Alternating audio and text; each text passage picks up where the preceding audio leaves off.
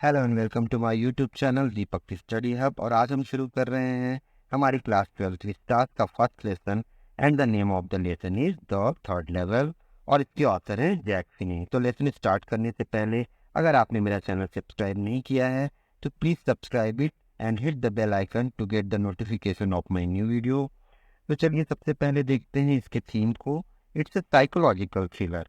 यह एक मनोवैज्ञानिक रोमांच से भरपूर स्टोरी है। It deals with the anxiety and insecurity of the modern world and how a person wants to take an escape from these problems. तो आज का मॉडर्न वर्ल्ड जो है बहुत तरह की एंजाइटी मतलब चिंताओं और इनसिक्योरिटी मतलब कोई ना कोई प्रकार की असुरक्षा या किसी प्रकार के डर से भरी हुई है। और कैसे एक इंसान इन्हीं सभी प्रॉब्लम से एस्केप करना चाहता है यानी बचना चाहता है, इसी थीम पर बेस है हमारा ये लेसन जिसका नाम है द थर्ड लेवल। तो आइए अब लेसन को इसके इम्पोर्टेंट पॉइंट्स के अनुसार देखते हैं। सबसे पहले देखेंगे चार्लीज प्रॉब्लम, चार्ली की समस्या। तो चार्ली जो है वो इस स्टोरी का नरेटर भी है और वही मेन कैरेक्टर भी है। तो उसकी कुछ प्रॉब्लम है उसके बारे में बताया गया है। Everyone has seen only 2 levels at Grand central station. अगर ग्रैंड सेंट्रल स्टेशन की बात करें तो हर किसी ने अभी तक वहाँ सिर्फ 2 ही लेवल देखे हैं। But Charlie claims that he has seen the third level. लेकिन चार्ली क्लेम करता है, दावा करता है कि उसने तीसरा लेवल भी देखा है। तो ये लेवल क्या है? तो ग्रैंड सेंट्रल स्टेशन एक सबवे है, एक अंडरग्राउंड स्टेशन है। तो जब हम सबवे से नीचे की ओर जाते हैं तो पहला जो फ्लोर आता है उसी को फर्स्ट लेवल कहा गया है, जहाँ से ट्रेन मिलती हैं। फिर और स्टेयर से सीढ़ियों से नीचे जाने पर सेकंड फ्लोर आता है जिसको सेकंड लेवल कहा है। और यहाँ माना गया है कि सिर्फ यहाँ पर सिर्फ 2 ही लेवल्स हैं। लेकिन चार्ली ये क्लेम करता है कि उसने थर्ड लेवल को भी देखा है। He told to his psychiatrist friend and he calls it a waking dream wish fulfillment। तो ये बात उसने अपने एक साइकियाट्रिस्ट मनोवैज्ञानिक दोस्त से बताई और उसने कहा कि वह जागते हुए कोई सपना देख रहा है क्योंकि वह अपनी किसी इच्छा को पूरा करना चाहता है इसलिए। His friend explained that the modern world is full of insecurity, fear, war, worry and all the rest of and that Charlie just want to escape। तो उसके दोस्त ने ये भी एक्सप्लेन किया कि जो मॉडर्न वर्ल्ड है वो बहुत सारी इनसिक्योरिटीज से, बहुत सारे फियर मतलब डर से, वॉर लड़ाई झगड़े से, वरी चिंताओं से और इसी तरह की बहुत सारी चीज़ों से भरी हुई है। और चार्ली इन सब से क्या करना चाहता है? एस्केप करना चाहता है, बचना चाहता है, इसलिए उसने ये ड्रीम देखा है। His other friends claim that he has an escapist tendency। उसके बाकी के दोस्तों ने भी ये कहा कि चार्ली के अंदर एक एस्केपिस्ट टेंडेंसी है, मतलब हर चीजों से भागने की उसकी आदत है, बचने की आदत है। His stamp collecting is nothing but a temporary refuge from reality। और लोगों ने ये भी कहा कि चार्ली का जो शौक है स्टैम्प कलेक्टिंग का, तो चार्ली को एक शौक है जिसमें वो नए नए स्टैम्प मतलब डाक के टिकटों को कलेक्ट करता है। और दोस्तों का कहना है कि ये शौक भी उसने क्यों पाल रखा है, क्योंकि वो वास्तविकता से टेम्पररी रिफ्यूज या रिलीफ चाहता है।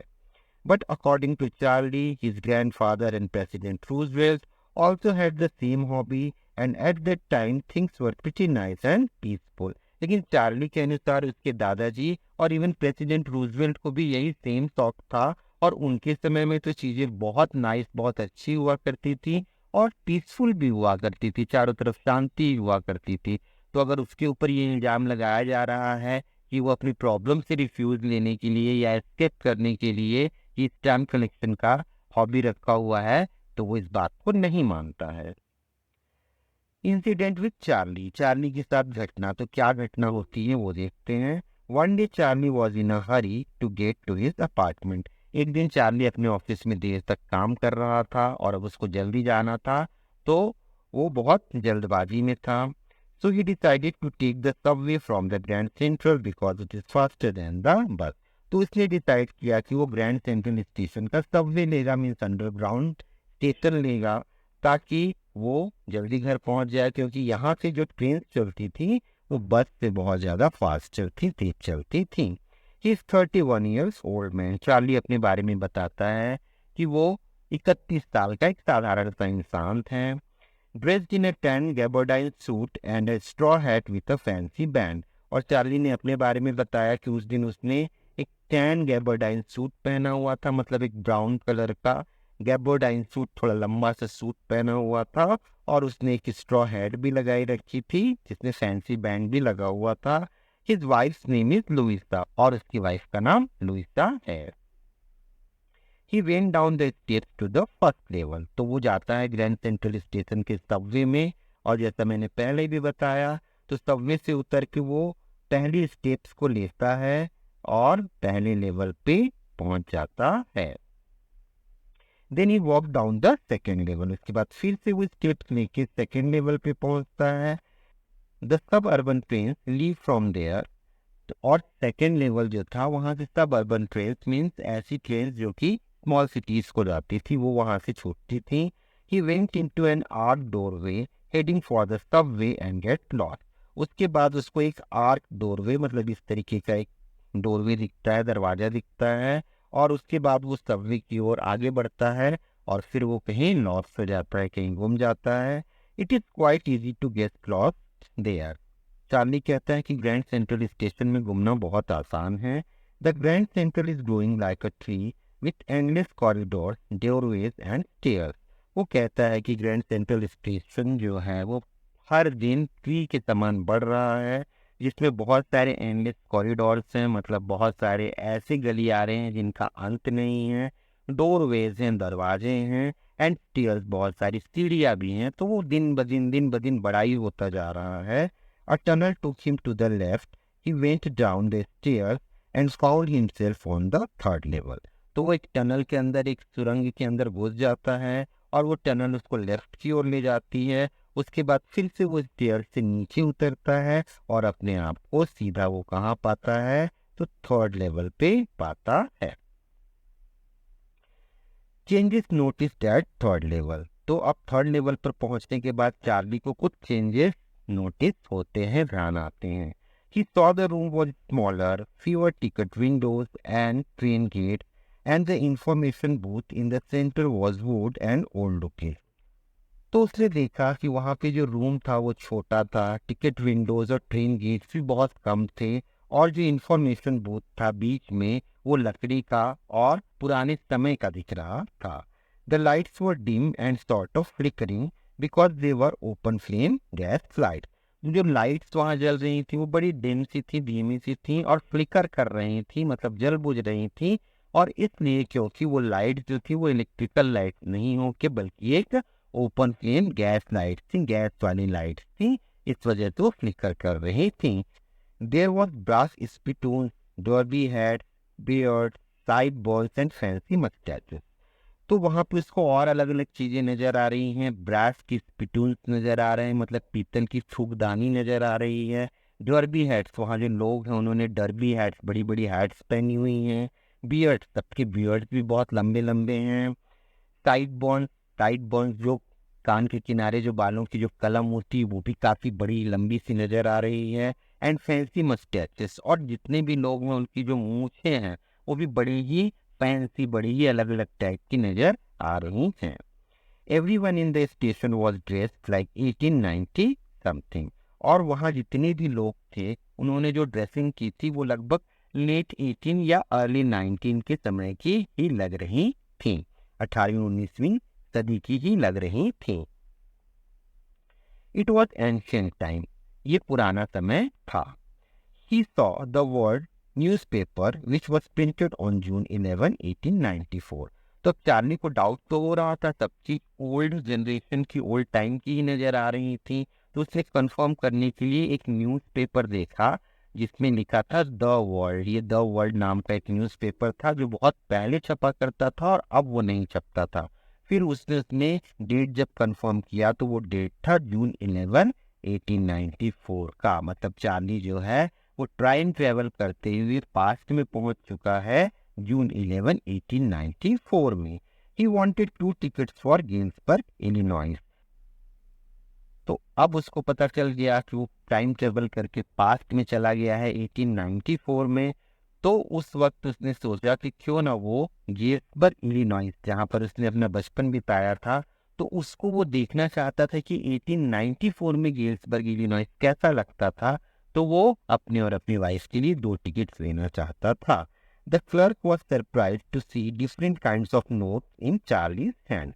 तो टिकट लेने के लिए जब वो टिकट काउंटर की तरफ गया तो उसने देखा कि जो क्लर्क जो था वो उसकी ओर घूर रहा था, क्योंकि इसके हाथ में डिफरेंट काइंड ऑफ नोट थे। मतलब आज के समय का पैसा था, जबकि 1894 में तो अलग तरह की करेंसी चला करती थी। He warned him saying that ain't money mister.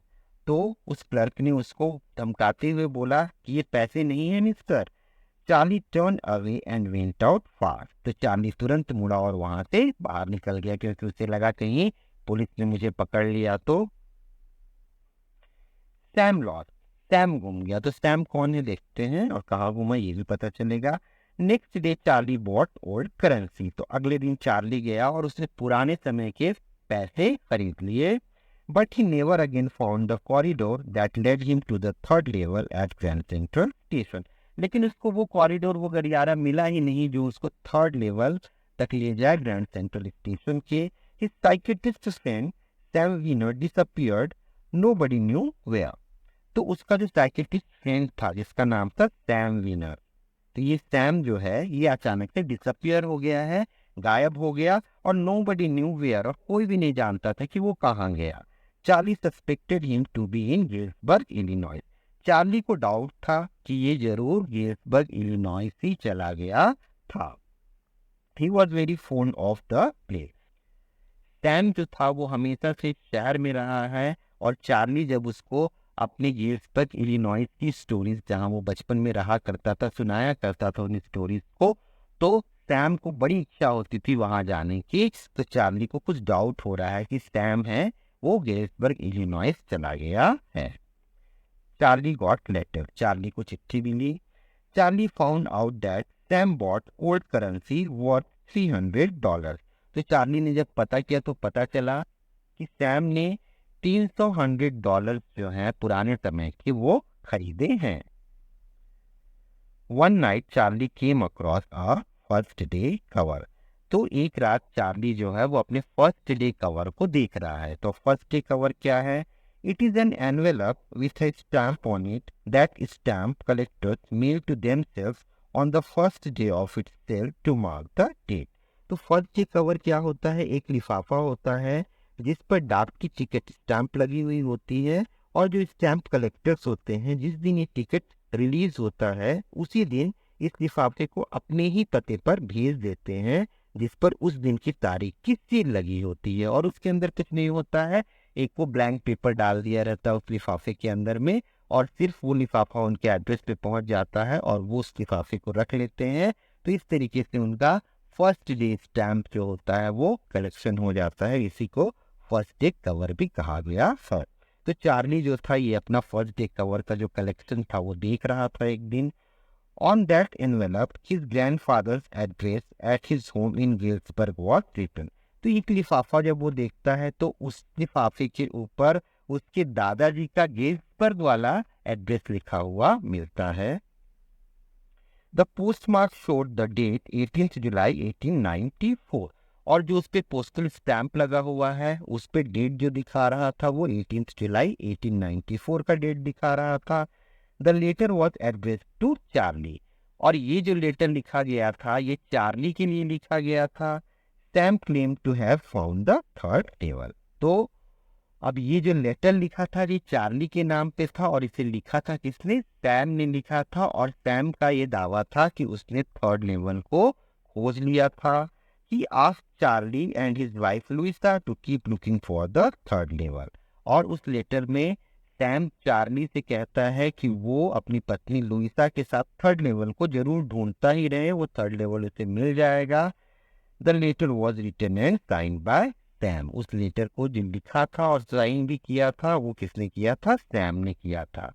तो कहने का सेंस ये है कि चार्ली तो थर्ड लेवल दोबारा नहीं खोज पाया, लेकिन सैम ने थर्ड लेवल खोज लिया है, और अब वो गिल्सबर्ग इलिनॉइस पहुंच गया है और वहाँ एंजॉयमेंट कर रहा है। एक्चुअली ये सारी जो चीजें थी ये सिर्फ चार्ली की एक इमेजिनेशन ही है, ये कल्पना ही है, ऐसा रियलिटी में कुछ हुआ नहीं है। बट वो एक साइकोलॉजिकल डिसऑर्डर से घिरा हुआ है, और वो इस तरीके की उसने सिर्फ इमेजिनेशन ही की थी। तो इसी के साथ हमारा ये लेसन ख़त्म होता है। और अगर आपको मेरा ये वीडियो पसंद आया तो please like my video, share it and subscribe it. Thank you so much.